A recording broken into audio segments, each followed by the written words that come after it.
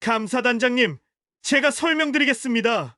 이 대위는 부대에 온 지 얼마 안 됐는데 기존 관행을 무시하고 최 상사, 내가 질문한 건 김 대위에게였습니다. 감사단장의 제지에도 불구하고 최 상사는 계속 말을 이어갔어요. 이 여자가 와서 부대 분위기를 다 망쳤습니다. 경험도 없으면서 설치기만 하고 최 상사, 내 계급은 대위입니다. 그리고 지금 감사단 앞에서 상관에게 반말을 사용하고 있네요. 계속해서 설명해 주세요. 김 대위, 최 상사는 점점 초조해졌습니다. 감사단 앞에서도 자제하지 못하고 또다시 소리를 질렀어요. 저 여자 싸가지 없게 말하는 거 보세요. 말투가 명령이야, 명령이. 과연 이 부대에서 무슨 일이 벌어진 걸까요? 왜 상사는 대위에게 반말을 하며 무시했고 그 끝은 어떻게 될까요? 지금부터 그 충격적인 진실을 전해드립니다.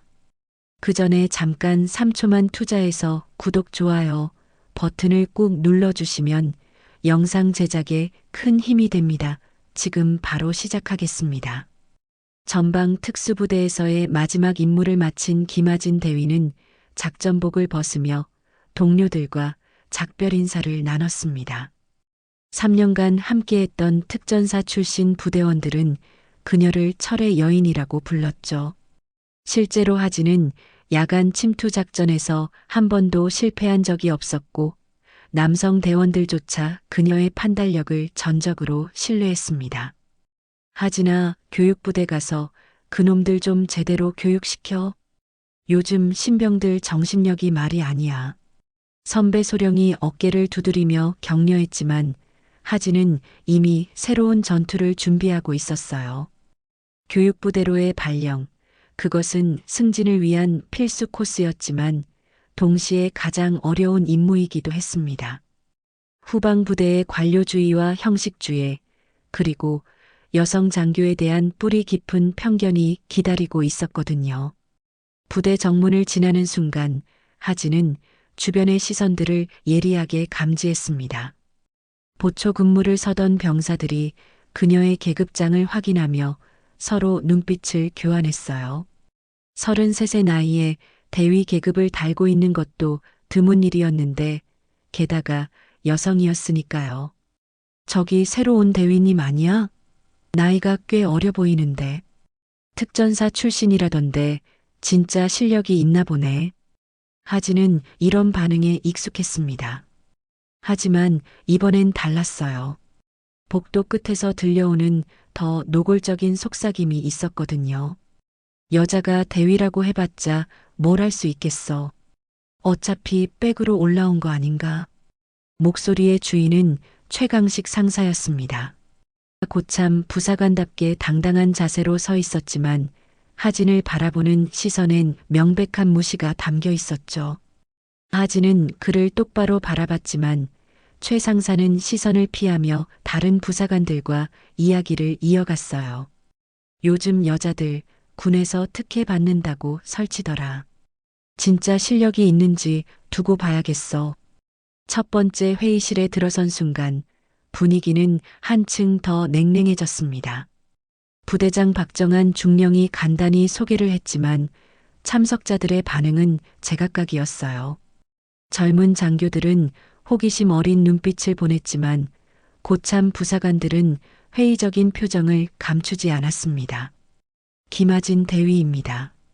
앞으로 훈련 계획 수립과 교육생 관리를 담당하게 됐습니다. 부족한 점이 있으면 언제든 말씀해 주세요. 하진의 정중한 인사에도 불구하고 최 상사는 여전히 무표정했어요. 오히려 비웃는 듯한 미소까지 지었죠. 그는 하진이 말하는 동안 계속 팔짱을 끼고 있었는데 이는 명백히 무례한 행동이었습니다. 훈련 계획서는 내일까지 검토해서 보고하겠습니다. 하진의 말이 끝나자마자 최 상사가 중얼거렸어요. 계획서라. 책상에서만 공부한 사람이 뭘 알겠어. 실무는 경험이 전부인데.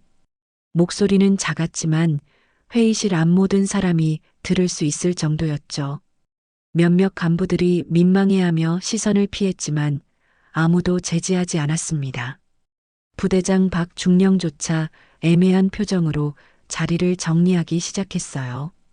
회의가 끝난 후 복도에서 최 상사의 목소리가 더욱 선명하게 들려왔습니다.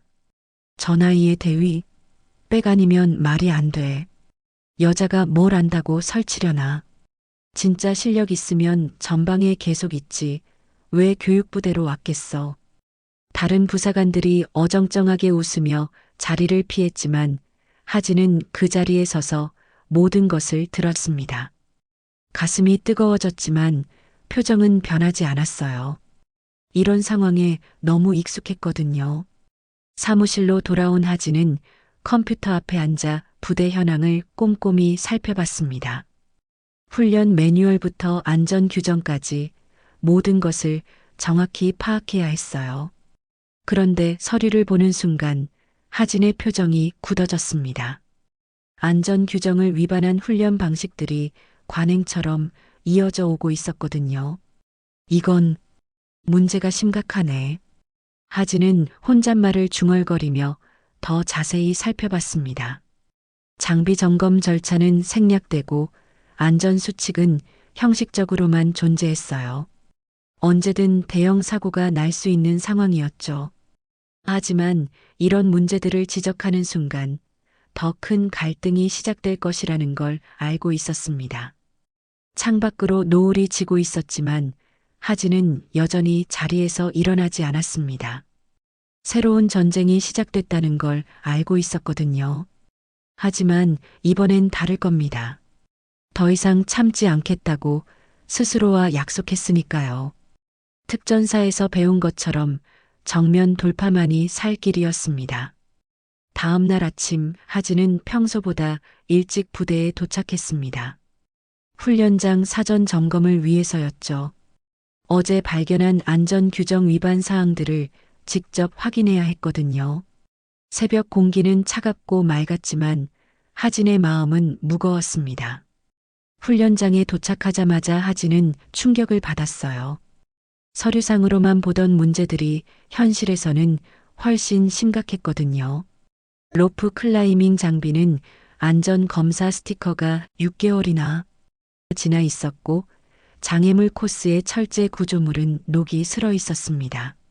무엇보다 심각한 건 화기 훈련장의 안전 펜스가 규정보다 30cm나 낮다는 점이었어요. 이건 정말 위험해. 하진이 혼잣말을 중얼거리는 순간 뒤에서 익숙한 목소리가 들려왔습니다. 아침부터 뭘 그렇게 열심히 보고 계십니까?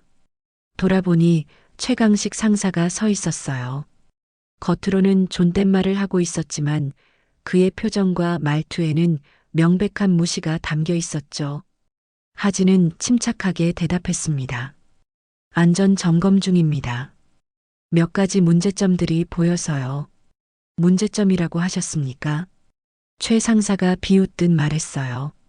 여기서 18년 동안 훈련해 왔는데 문제 없었습니다만 어떤 문제점이 있다는 말씀이십니까?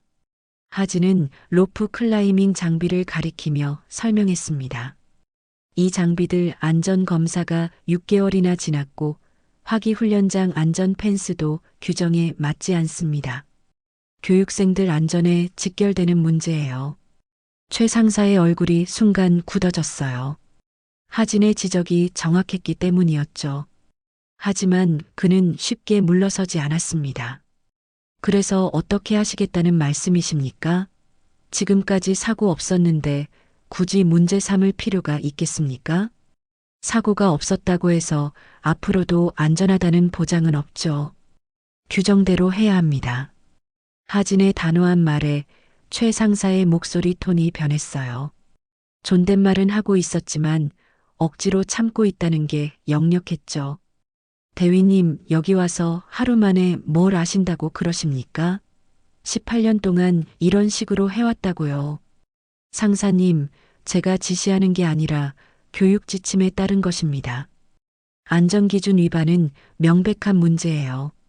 하진은 여전히 차분한 목소리로 대답했지만 최 상사는 더욱 흥분했습니다. 존댓말을 유지하기 위해 억지로 목소리를 누르고 있었어요. 지침이고 뭐고 현실을 모르시는군요. 예산도 없고 시간도 없는데 무슨 소리십니까? 예산과 시간이 없다고 해서 안전을 포기할 수는 없습니다. 이건 협상할 수 있는 문제가 아니에요. 그 순간 최 상사가 자리에서 벌떡 일어났어요. 얼굴이 빨갛게 달아오르며 손가락으로 하진을 가리켰죠. 그러다가 갑자기 폭발했습니다. 뭘 안다고 명령이야? 관등 성명 다시 대봐. 하극상도 정도가 있지. 순간적으로 반말이 터져 나온 것이었어요. 18년간 쌓인 권위의식이 계급보다 먼저 나온 거죠. 주변에 있던 다른 부사관들이 깜짝 놀라며 최 상사를 바라봤습니다. 하진은 침착하게 대답했습니다. 최 상사, 저는 김하진 대위입니다. 그리고 지금 반말을 하셨는데 이건 명백한 군기 위반이에요. 최 상사가 자신의 실수를 깨닫고 당황했어요. 하지만 이미 엎질러진 물이었죠. 아, 죄송합니다. 하지만 대위님도 너무 성급하게 판단하시는 것 같습니다. 성급한 판단이 아니라 규정 준수입니다. 그리고 방금 상관에게 반말한 것에 대해서는 어떻게 생각하십니까? 최 상사의 얼굴이 더욱 일그러졌어요. 다른 부사관들도 하나둘 모여들기 시작했죠. 상황이 심각해지고 있었습니다. 실수였습니다만 대위님도 현실적인 여건을 좀 고려해 주셨으면 합니다. 현실적인 여건보다 교육생들의 생명이 더 중요합니다. 바로 그때 부대장 박정한 중령이 나타났어요. 여기서 뭘 하고 있는 거예요? 박중령의 등장에 최 상사가 급히 자세를 바로잡았지만 여전히 불만스러운 표정이었어요. 하진은 침착하게 상황을 설명했습니다. 부대장님, 훈련장 안전 점검 중에 몇 가지 문제점을 발견했습니다. 즉시 정비가 필요한 상황이에요. 박중령이 장비들을 살펴보더니 난처한 표정을 지었어요. 하진의 지적이 정확하다는 걸 알 수 있었거든요. 하지만 그는 명확한 답변을 피했습니다. 예산 문제도 있고 천천히 검토해 봅시다. 부대장님, 이건 검토할 문제가 아닙니다. 교육생들 안전에 직결되는 사안이에요. 하진이 다시 한번 강조했지만 박중령은 애매한 표정으로 자리를 뜨려 했어요. 복잡한 문제에 휘말리고 싶지 않았거든요. 일단 보고서로 올려주세요. 검토 후 결정하겠습니다. 박중령이 사라지자 최 상사가 다시 하진에게 다가왔어요. 보셨죠? 부대장님도 대위님 편이 아닙니다. 괜히 문제 만들지 마시고 조용히 지내시길 바랍니다. 하진은 최 상사를 똑바로 바라봤습니다. 그녀의 눈빛은 흔들림이 없었어요. 최 상사, 저는 군인입니다. 옳지 않은 일을 보고 그냥 넘어갈 수 없어요. 그날 저녁 최 상사는 취사장 흡연구역에서 다른 부사관들과 이야기를 나누고 있었어요. 괜히 대위 달고 설치는 애들 때문에 부대 꼴이 말이 아니야. 저런 식으로 나오면 일만 복잡해져. 여기서는 동료들끼리라서 다시 반말로 돌아간 거였죠. 하지만 하진은 이미 다음 행동을 결심하고 있었습니다. 더 이상 참지 않겠다고 마음먹었거든요. 그날 밤 하진은 사무실에서 늦게까지 자료를 정리하고 있었습니다. 훈련장에서 발견한 안전규정 위반 사항들을 꼼꼼히 문서화하고 있었어요. 사진도 찍고 관련 규정들도 모두 찾아서 비교 분석했습니다. 이건 단순한 지적이 아니라 정식 보고서가 될 예정이었거든요. 컴퓨터 화면을 바라보며 하진은 깊은 한숨을 쉬었어요. 이 보고서를 올리는 순간 부대 내에서 완전히 고립될 거라는 걸 알고 있었습니다. 하지만 선택의 여지가 없었어요. 군인으로서의 양심이 허락하지 않았거든요. 다음 날 아침 하진은 완성된 보고서를 들고 부대장실로 향했습니다. 복도에서 마주친 동료 장교들이 걱정스러운 눈빛으로 바라봤어요. 김대위님, 정말 그 보고서 올릴 거예요? 김중희가 조심스럽게 물어봤습니다. 어제 훈련장에서 일어난 일이 벌써 소문이 났나 봐요. 네, 올려야죠. 이건 선택사항이 아니에요. 그냥 조용히 지나가요. 상사 하나 때문에 괜히 찍히면 손해라고요. 여기서 오래 있을 것도 아니잖아요. 김중희의 조언에는 나름의 이유가 있었어요. 교육부대는 보통 1, 2년 정도 근무하고 다른 부대로 가는 곳이었거든요. 굳이 문제를 일으킬 필요가 없다는 생각이었죠. 하지만 하진의 생각은 달랐습니다. 김중희, 만약 이 장비 때문에 교육생이 다치거나 사망한다면 어떻게 할 건가요? 그때 가서 후회해도 늦어요. 그렇긴 하지만 사람 목숨 걸린 일입니다. 누군가는 바꿔야죠. 하진의 단호한 말에 김중희가 더 이상 말을 잇지 못했어요. 하진은 부대장실 문을 두드렸습니다. 들어오세요. 박정한 중령이 서류를 정리하며 대답했어요. 하진이 보고서를 내밀자 그의 표정이 굳어졌습니다. 이게 뭔가요? 어제 말씀드린 훈련장 안전 점검 결과입니다. 즉시 조치가 필요한 사항들을 정리했어요. 박중령이 보고서를 훑어보더니 난처한 표정을 지었어요. 문제가 명확하게 정리되어 있었거든요.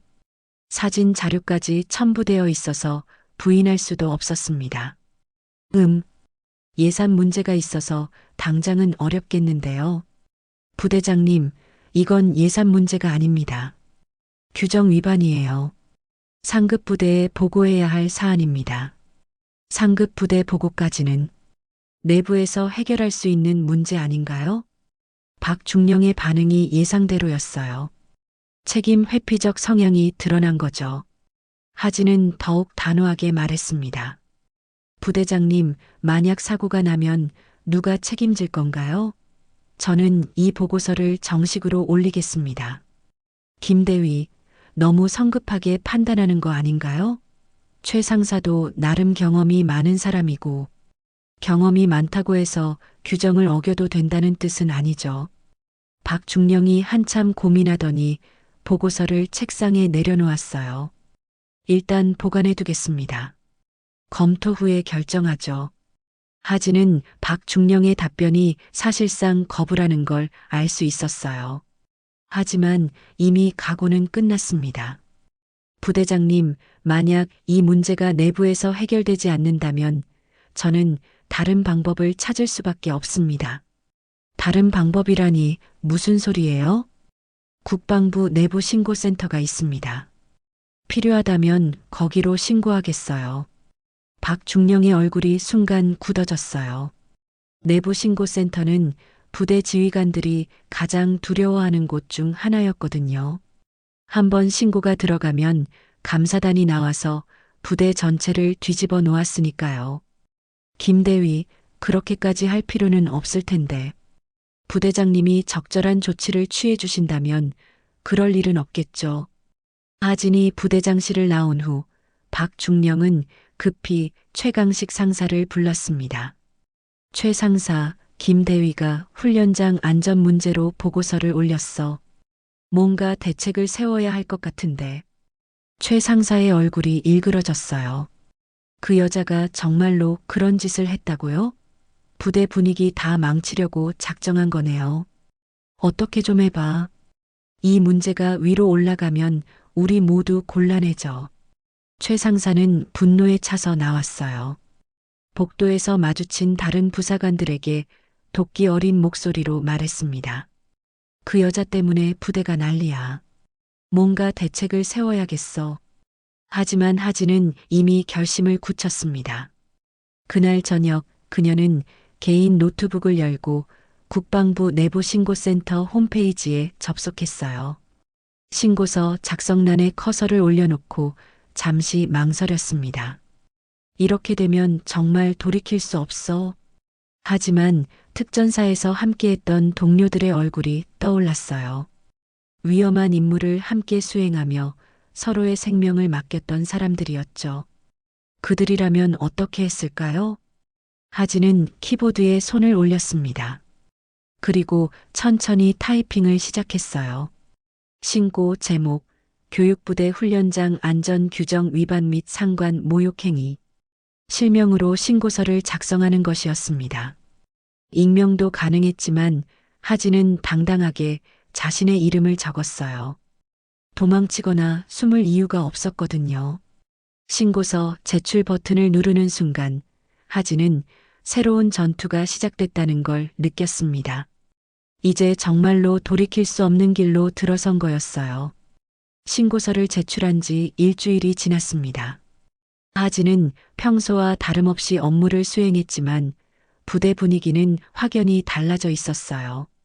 복도에서 마주치는 사람들의 시선이 차가워졌고 인사를 해도 어색하게 고개만 끄덕이는 사람들이 늘어났습니다. 김대위님, 정말 신고했어요?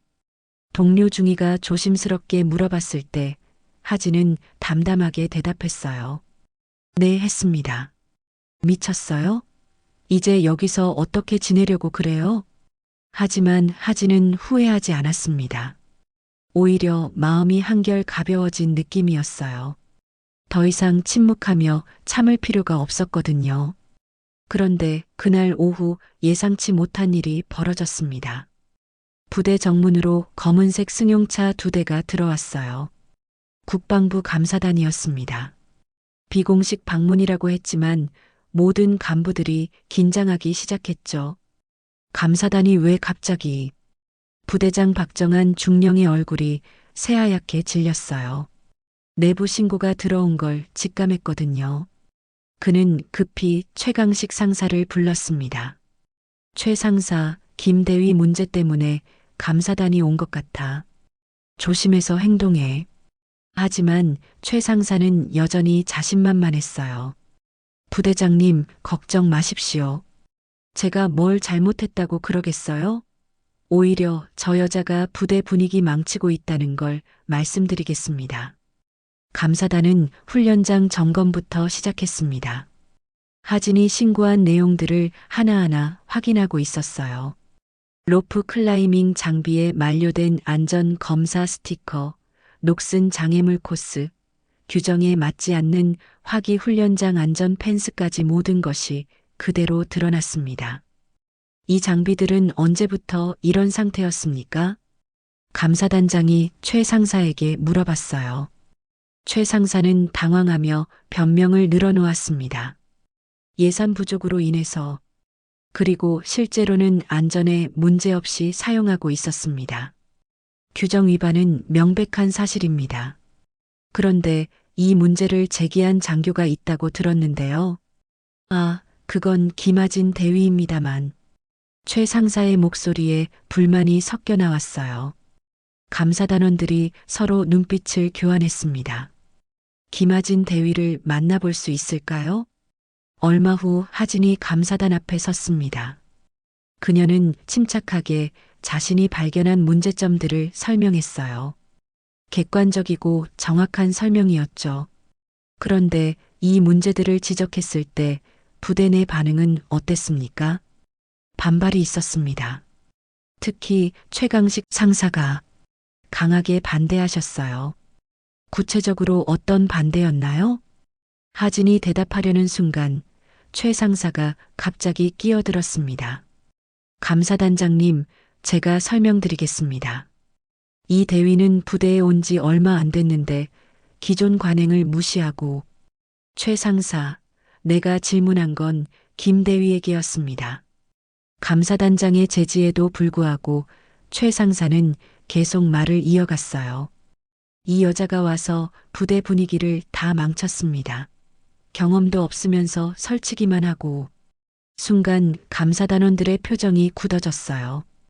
이 여자라는 표현과 반말 섞인 말투가 문제였죠. 하진은 조용히 말했습니다. 최 상사, 내 계급은 대위입니다. 그리고 지금 감사단 앞에서 상관에게 반말을 사용하고 있네요. 뭐? 아, 그게 아니라. 최 상사가 당황하며 말을 정정하려 했지만 이미 늦었어요. 감사단원들이 모든 것을 녹음하고 있었거든요. 계속해서 설명해 주세요. 김대위. 하진은 차분하게 지난 일주일간 있었던 일들을 설명했습니다. 안전 규정 지적에 대한 반발, 상관 모욕적 발언들, 그리고 문제 해결을 회피하려는 부대 분위기까지 모든 것을 객관적으로 서술했어요. 최 상사는 점점 초조해졌습니다. 감사단 앞에서도 자제하지 못하고 또다시 소리를 질렀어요. 저 여자 싸가지 없게 말하는 거 보세요. 말투가 명령이야, 명령이. 완전히 이성을 잃은 상태였어요. 감사단 앞에서 상관에게 반말을 하고 있었거든요. 동료 간부들조차 고개를 돌렸습니다. 이건 좀 심했어. 아무리 그래도 저런 식으로 나오면 안 되는데. 감사단장이 최 상사를 제지했습니다. 최 상사, 지금 상관에게 반말을 사용하고 있습니다. 이는 명백한 군기 위반입니다. 그제야 최 상사가 자신의 실수를 깨달았어요. 하지만 이미 모든 것이 기록된 상태였죠. 죄송합니다. 순간 실수였습니다. 실수라고 하기에는 너무 반복적이었습니다. 그리고 이 여자라는 표현도 적절하지 않았고요. 감사단은 하진과의 면담을 계속 진행했어요. 그녀의 증언은 일관되고 구체적이었습니다. 반면 최 상사의 행동은 점점 더 문제가 되고 있었죠. 김대위, 다른 증인이나 증거 자료가 있습니까? 네, 있습니다. 훈련장 안전 점검 사진들과 동료들의 증언을 받을 수 있을 것 같아요. 하진의 체계적인 준비에 감사단원들이 고개를 끄덕였어요. 반면 최 상사는 점점 더 초조해하며 변명만 늘어놓고 있었습니다. 감사가 끝난 후 부대 분위기는 완전히 바뀌었습니다. 최 상사의 행동이 너무 노골적이었거든요. 감사단 앞에서 상관에게 반말을 하고 성별을 이유로 비하 발언을 한 것은 명백한 징계 사유였어요. 이번엔 정말 심각해질 것 같은데. 상관 모욕은 중징계 사안이야. 동료들의 수군거림 속에서 하진은 조용히 자신의 자리로 돌아갔습니다. 첫 번째 승부는 끝났어요. 하지만 진짜 결과는 며칠 후에 나올 예정이었습니다. 국방부 감사 결과가 통보될 때까지 기다려야 했거든요. 감사단이 떠난 지 사흘이 지났습니다. 부대 전체가 조용한 긴장 속에 잠겨 있었어요. 감사 결과가 언제 나올지 모르는 상황에서 모든 사람들이 불안해하고 있었거든요. 특히 최강식 상사는 평소와 달리 말수가 줄어들었고 하진과 마주치는 것조차 피하려 했습니다. 그런데 그날 오후 부대장 박정한 중령이 급히 모든 간부들을 회의실로 불렀어요. 손에는 공문 한 장이 들려 있었죠. 표정이 심각했습니다. 국방부 감사 결과가 통보됐습니다. 회의실 안이 조용해졌어요. 모든 사람들이 숨을 죽이고 박 중령을 바라봤습니다. 하진도 긴장한 표정으로 앉아 있었어요. 훈련장 안전 규정 위반건은 즉시 시정 조치하라는 지시가 내려왔습니다. 예산은 상급 부대에서 긴급 지원해 줄 예정이고요. 여기까지는 예상 범위 내였어요. 하지만 진짜 충격적인 내용은 그 다음이었습니다. 그리고 최강식 상사는 상관 모욕 및 복무규율 위반으로 징계위원회에 회부됩니다.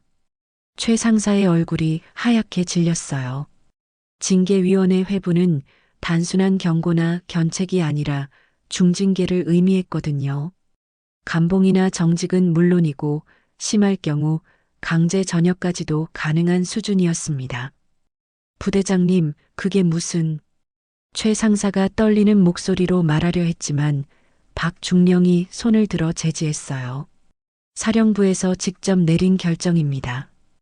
감사단 면담 과정에서 녹음된 내용들이 모두 증거로 제출됐어요. 회의실 안이 정적에 휩싸였습니다. 다른 간부들도 충격을 받은 표정이었어요. 아무리 그래도 징계위원회까지 가는 건 예상하지 못했거든요. 그리고 더 심각한 건 박중령이 말을 멈췄다가 다시 입을 열었습니다. 사령부는 중징계 및 전역 조치를 권고했습니다. 최 상사가 자리에서 일어났어요. 다리가 떨리고 있었죠. 전역 조치라는 건 군에서 쫓겨난다는 의미였어요. 고참 부사관으로서 쌓아온 모든 것이 한순간에 무너지는 거였습니다. 이건 너무 심한 처벌 아닙니까? 제가 실수는 했지만 최 상사 감사단 앞에서 상관에게 반말을 했고 성별을 이유로 비하 발언을 했습니다. 이는 명백한 군기 위반이에요. 박중령의 말이 끝나자 최 상사가 하진을 노려봤어요. 분노와 원망이 섞인 시선이었죠. 하지만 이미 돌이킬 수 없는 상황이었습니다. 회의는 여기서 마치겠습니다. 각자 맡은 업무에 집중해 주세요. 회의가 끝난 후 복도는 술렁였습니다. 고참 부사관이 전역 위기에 처했다는 소식이 순식간에 퍼져나갔어요. 이번엔 정말 심각해졌네.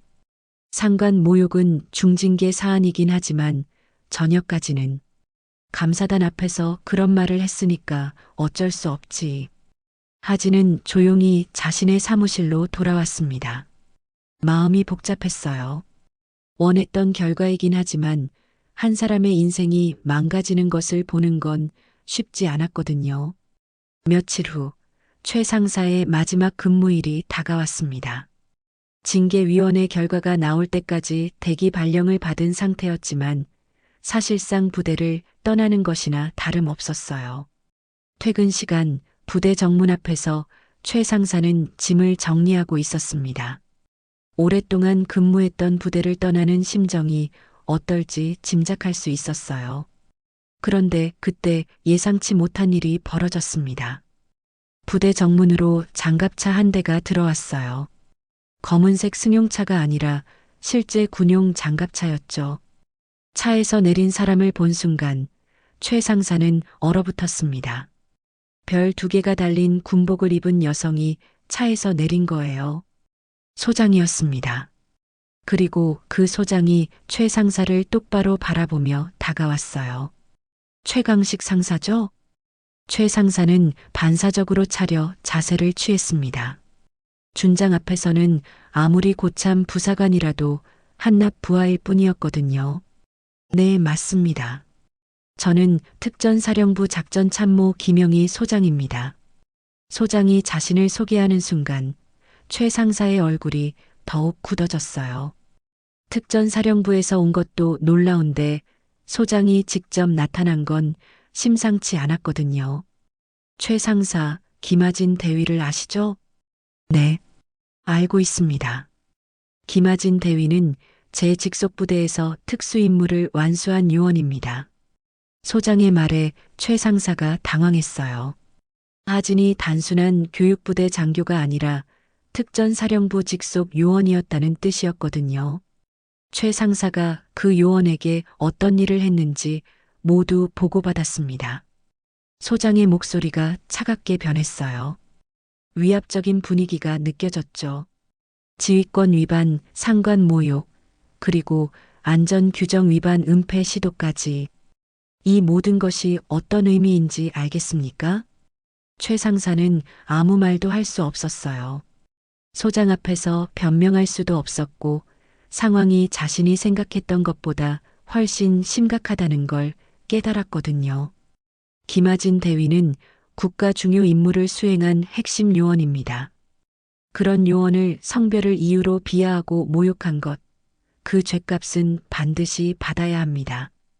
소장이 말을 마치고 돌아서려는 순간 최 상사가 고개를 숙였어요. 말없이 깊게 인사를 했죠. 그것이 그가 할 수 있는 유일한 표현이었습니다. 장갑차가 떠나간 후 최 상사는 한참 동안 그 자리에 서 있었습니다. 자신이 얼마나 큰 실수를 했는지 이제야 깨달았거든요. 하진은 단순한 여성 장교가 아니라 국가 핵심 임무를 수행한 특수 요원이었어요. 그리고 자신은 그런 사람을 성별만으로 판단하고 모욕했던 거였습니다. 부대 정문을 나서는 최 상사의 뒷모습은 쓸쓸했습니다. 오랫동안 쌓아온 권위와 자부심이 한순간에 무너져 내린 거였거든요. 최강식 상사가 부대를 떠난 지 일주일이 지났습니다. 부대 분위기는 확연히 달라져 있었어요. 훈련장 안전 장비들이 모두 새 것으로 교체됐고 안전 규정도 엄격하게 지켜지고 있었습니다. 하지만 하진의 마음은 여전히 무거웠어요.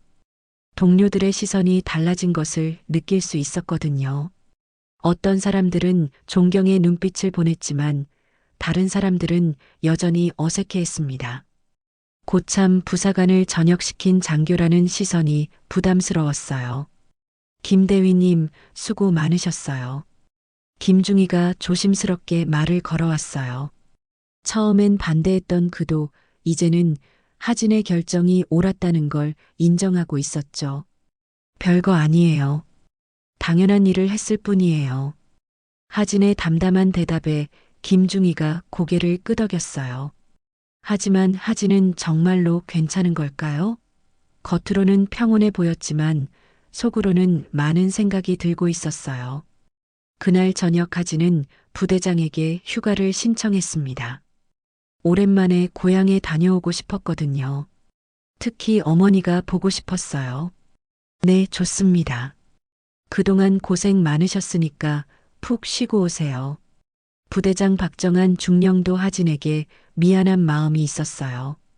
처음에 문제를 외면하려 했던 자신의 모습을 반성하고 있었거든요. 다음 날 하진은 기차를 타고 고향으로 향했습니다. 창밖으로 스쳐 지나가는 풍경을 보며 지난 일들을 되돌아봤어요. 과연 자신이 한 일이 옳았을까요? 다른 방법은 없었을까요? 고향역에 도착하자 익숙한 공기가 코끝을 스쳤습니다. 변한 것도 있고 그대로인 것도 있었어요. 하지만 가장 반가운 건 어머니의 반찬 가게였죠. 엄마, 저 왔어요. 장순애가 김치를 담그고 있다가 딸의 목소리에 고개를 들었어요. 살짝 놀란 표정이었죠. 아이고, 우리 딸 왔구나. 갑자기 웬일이야? 그냥 보고 싶어서요. 오랜만에 휴가 내고 왔어요. 순애는 딸의 표정을 자세히 살펴봤어요. 군인인 딸이 갑자기 휴가를 낸다는 건 뭔가 일이 있었다는 뜻이었거든요. 하지만 바로 묻지는 않았습니다. 그래, 잘했어. 밥 먹었어? 아니요, 못 먹었어요. 그럼 엄마가 김치전 부쳐줄게. 앉아서 기다려. 순애는 말없이 김치전을 부치기 시작했어요.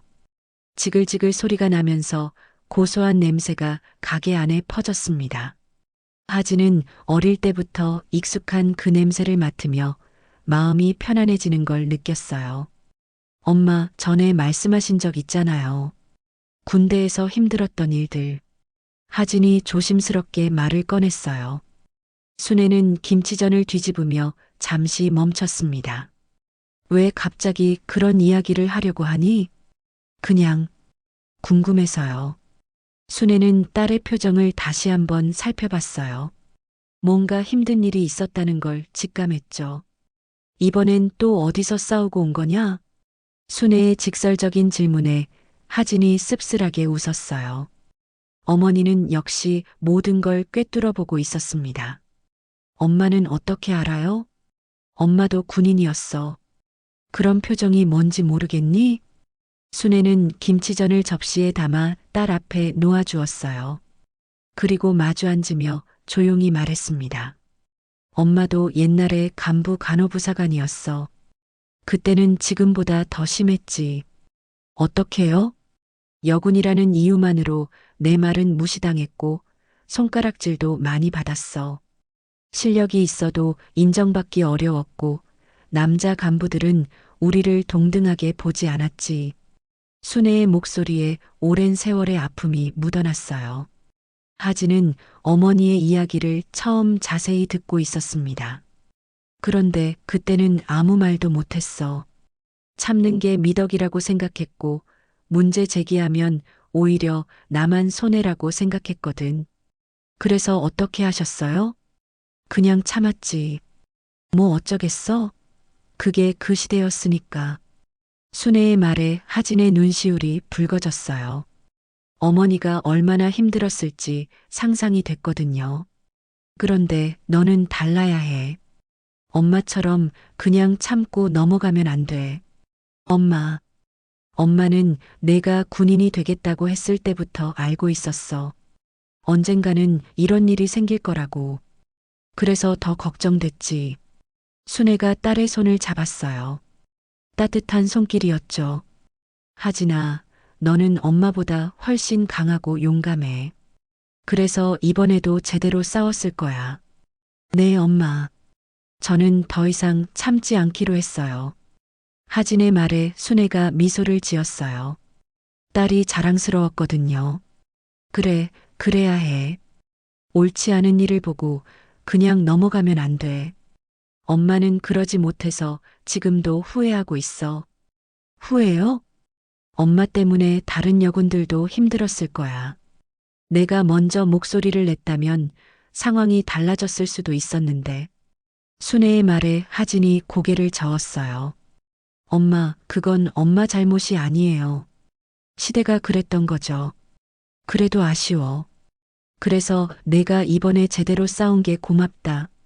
엄마가 못한 일을 내가 해준 것 같아서.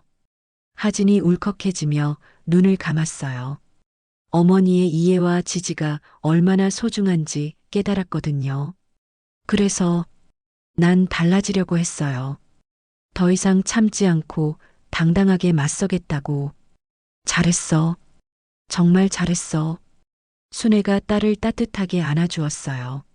모녀가 함께 우는 모습이 가게 안에 잔잔한 감동을 자아냈습니다.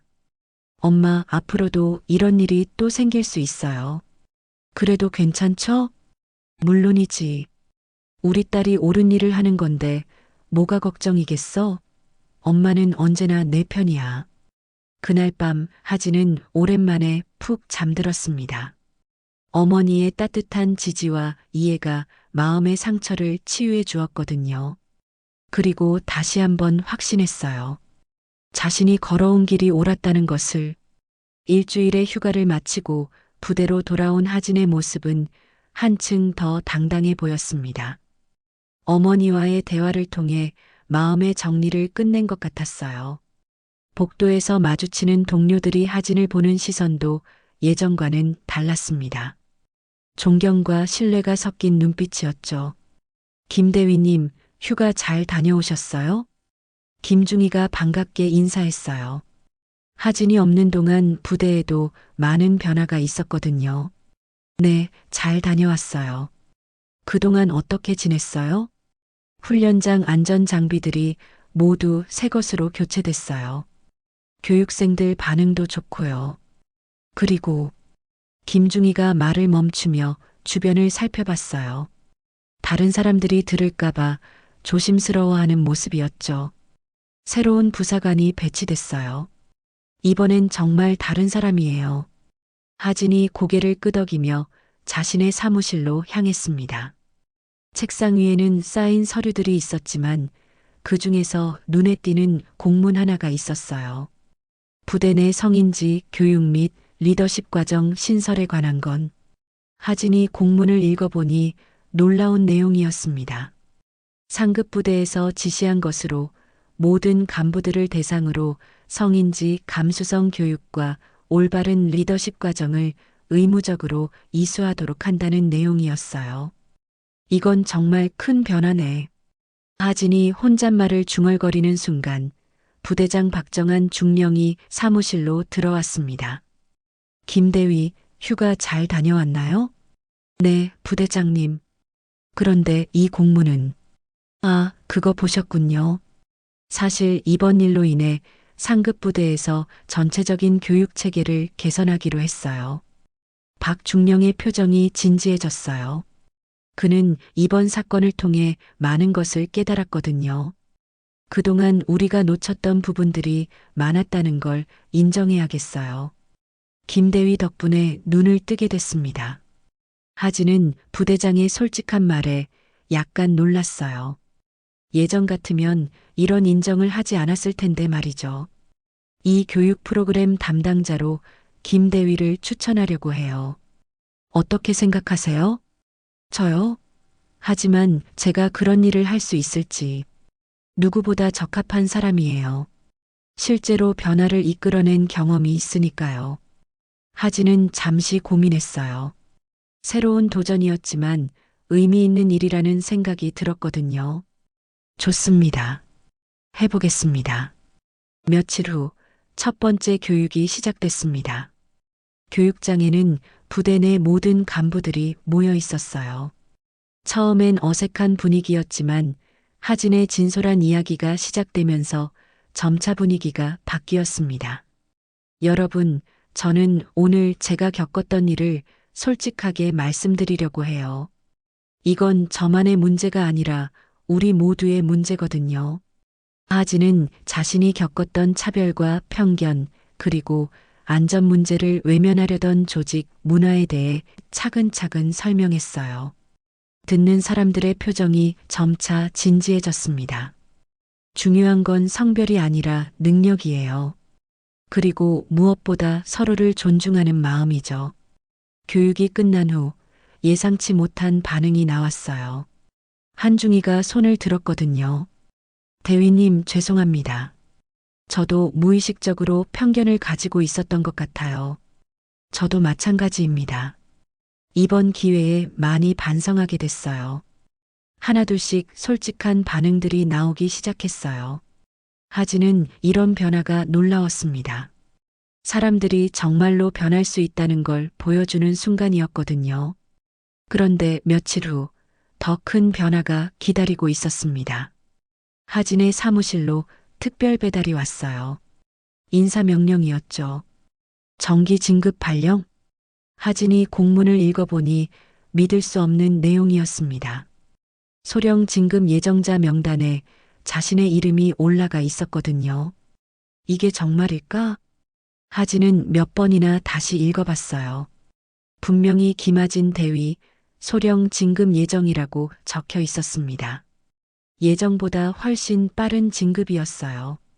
바로 그때 부대장이 축하 인사를 하러 왔습니다.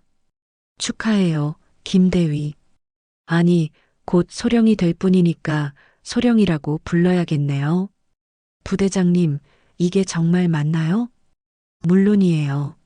상급 부대에서 특별히 추천했다고 하더군요. 이번 일로 인해 김대위의 리더십과 용기를 높이 평가한 거죠. 하진의 눈에 눈물이 맺혔어요. 힘들었던 지난 시간들이 모두 보상받는 느낌이었거든요. 감사합니다, 부대장님. 제가 감사해야죠. 덕분에 우리 부대가 더 좋은 방향으로 변화할 수 있었어요. 그날 저녁 하진은 옷장을 열고 새 계급장을 꺼냈습니다. 소령 계급장이었어요.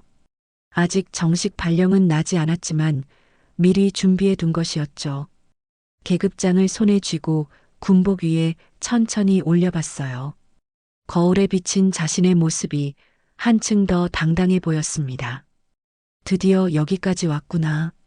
하진이 혼잣말을 중얼거리는 순간 휴대폰이 울렸어요. 어머니에게서 온 문자였습니다. 딸아, 소령 진급 소식 들었어. 정말 자랑스럽다. 엄마가 못 이룬 꿈을 내가 이뤄주는 것 같아서 고맙다. 하진의 눈에서 눈물이 흘러내렸어요. 기쁨의 눈물이었죠. 어머니의 지지와 격려가 있었기에 여기까지 올 수 있었던 것 같았어요. 다음 날 부대에는 또 다른 변화가 있었습니다. 신임 대위들이 하진을 찾아왔거든요. 김대위님, 아니 곧 소령님이 되실 분께 인사드려요. 저희도 대위님처럼 당당한 장교가 되고 싶어요. 덕분에 부대 분위기가 정말 좋아졌어요. 이제 성별에 상관없이 능력으로 평가받는 느낌이에요. 젊은 장교들의 말에 하진은 뿌듯함을 느꼈어요. 자신이 걸어온 길이 헛되지 않았다는 확신이 들었거든요. 여러분도 언제나 자신감을 잃지 마세요. 그리고 옳다고 생각하는 일에는 용기를 내세요. 하진의 조언에 젊은 장교들이 고개를 끄덕였어요. 그들에게 하진은 이제 롤모델이 되어 있었습니다. 소령 진급 발령이 공식적으로 발표된 날 하진은 평소와 다름없이 일찍 부대에 도착했습니다. 하지만 오늘은 특별한 날이었어요. 새로운 계급장을 달고 출근하는 첫날이었거든요. 정문을 지나면서 보초 병사들이 하진에게 경례를 했습니다. 소령 계급장을 보고 더욱 정중하게 인사하는 모습이었어요. 하진도 단정하게 답례했습니다. 소령님, 축하드립니다. 복도에서 만난 동료들이 하나둘씩 축하 인사를 건넸어요. 진심 어린 축하였죠. 이제 하진을 바라보는 시선에는 존경과 신뢰가 가득했습니다. 사무실에 도착하자 책상 위에 꽃다발이 놓여 있었어요. 카드에는 우리의 롤모델이 되어주셔서 감사합니다라고 적혀 있었죠. 신임 여성 장교들이 보낸 것이었습니다. 그날 오전 하진은 마지막으로 교육생들을 위한 특별 브리핑을 준비했습니다. 곧 다른 부대로 전속될 예정이었거든요. 소령으로 진급하면서 더 큰 책임을 맡게 된 것이었어요. 교육장에는 부대 내 모든 교육생들이 모여 있었습니다. 신병부터 간부 후보생까지 다양한 사람들이 하진의 마지막 강의를 듣기 위해 온 것이었죠. 여러분, 오늘 제가 마지막으로 전하고 싶은 말이 있습니다. 하진이 단상에 서자 교육장이 조용해졌어요. 모든 사람들이 집중하고 있었습니다. 계급이란 것은 단순히 높고 낮음을 나타내는 기호가 아닙니다. 그것은 책임이고 신뢰이며 여러분이 지켜야 할 가치입니다. 하진의 목소리는 단호했지만 따뜻했어요. 지난 몇 달간의 경험이 그녀를 더욱 성숙하게 만들었거든요. 저는 여러분에게 말하고 싶어요. 성별이나 나이, 출신이나 배경은 중요하지 않습니다. 중요한 것은 여러분의 실력과 인품, 그리고 동료를 향한 존중입니다. 교육생들이 고개를 끄덕이며 하진의 말에 공감하고 있었어요. 특히 여성 교육생들의 눈빛이 유난히 빛나고 있었죠. 만약 여러분이 부당한 대우를 받거나 옳지 않은 일을 목격한다면 침묵하지 마세요. 용기를 내서 목소리를 높이세요. 그것이 여러분뿐만 아니라 후배들을 위한 길이기도 합니다. 하진의 말이 끝나자 교육장에서 박수가 터져 나왔어요. 진심 어린 박수였죠. 몇몇 교육생들의 눈에는 눈물이 맺혀 있었습니다. 소령님, 질문이 있습니다. 한 여성 교육생이 손을 들었어요. 하진이 고개를 끄덕이자 그녀가 일어섰습니다. 힘들 때마다 포기하고 싶었는데 소령님을 보면서 용기를 얻었어요. 어떻게 그런 용기를 낼 수 있었나요? 하진은 잠시 생각에 잠겼어요. 그리고 솔직하게 대답했습니다. 저도 무서웠어요. 하지만 옳은 일이라는 확신이 있었고 무엇보다 저를 지지해주는 사람들이 있었거든요. 여러분도 혼자가 아니에요. 서로가 서로의 힘이 되어주세요. 브리핑이 끝난 후 하진은 부대 내를 천천히 걸었습니다. 훈련장도 둘러보고 새로 교체된 안전 장비들도 점검했어요. 모든 것이 규정에 맞게 정비되어 있었죠. 훈련장에서 교육생들이 안전하게 훈련하는 모습을 보니 뿌듯했어요. 자신이 목소리를 낸 덕분에 이들이 더 안전한 환경에서 훈련받을 수 있게 됐거든요. 소령님, 뒤에서 부르는 소리에 돌아보니 김중희가 뛰어오고 있었어요. 부대장님이 찾으세요. 전속 관련 얘기가 있다고 하시더군요. 부대장실에 들어가니 박정한 중령이 미소를 지으며 기다리고 있었어요. 책상 위에는 공문이 놓여 있었죠. 김소령, 축하해요. 정말 좋은 곳으로 가게 됐어요. 하진이 공문을 읽어보니 놀라운 내용이었습니다. 국방부 직할 교육혁신 TF팀으로 전속 발령이 난 것이었어요. 이건 정군 교육 체계를 개선하는 프로젝트예요. 김소령의 경험과 능력을 높이 산 거죠. 하진은 가슴이 벅차올랐어요. 더 큰 무대에서 의미 있는 일을 할 수 있게 된 것이었거든요. 부대장님, 그동안 감사했습니다. 제가 더 감사해야죠. 김소령 덕분에 우리 부대가 완전히 바뀌었어요.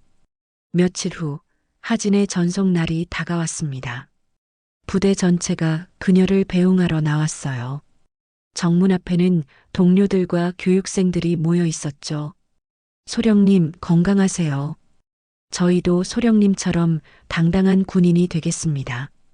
감사했습니다, 소령님. 하나둘씩 건네는 작별 인사에 하진의 눈시울이 붉어졌어요. 힘들었던 시간들이 모두 보람으로 바뀌는 순간이었거든요. 여러분, 정말 감사했어요. 그리고 기억하세요. 여러분 모두 소중한 사람들이에요. 하진이 승용차에 올라 부대를 떠나면서 뒤를 돌아봤어요. 손을 흔들며 배웅하는 사람들의 모습이 보였죠. 그들의 얼굴에는 더 이상 편견이나 무시의 빛이 없었어요. 대신 존경과 신뢰, 그리고 희망이 가득했습니다. 차창 밖으로 스쳐 지나가는 부대의 모습을 보며 하진은 생각했어요. 처음 이곳에 왔을 때와 지금의 자신이 얼마나 달라졌는지를 말이죠. 그때는 혼자였지만 지금은 달랐어요. 자신을 믿고 지지해주는 사람들이 있었고 무엇보다 자신감이 생겼거든요. 계급장 때문이 아니라 진정한 리더로서의 자신감이었습니다. 휴대폰에 어머니에게서 온 문자가 보였어요. 딸아, 새로운 곳에서도 힘내. 엄마는 언제나 내가 자랑스럽다. 하진이 미소를 지으며 문자를 보는 순간 앞으로 펼쳐질 새로운 도전들이 두렵지 않았어요. 이제 그녀에게는 진정한 힘이 있었거든요. 옳은 일을 향한 용기와 자신을 믿는 마음, 그리고 함께할 사람들이 있었으니까요. 그날 이후 아무도 더 이상 김하진을 성별로 평가하지 않았습니다. 대신 모든 사람들이 그녀의 어깨에 붙은 계급장을 바라봤어요. 그 속에 담긴 진짜 의미를 이해하면서 말이죠.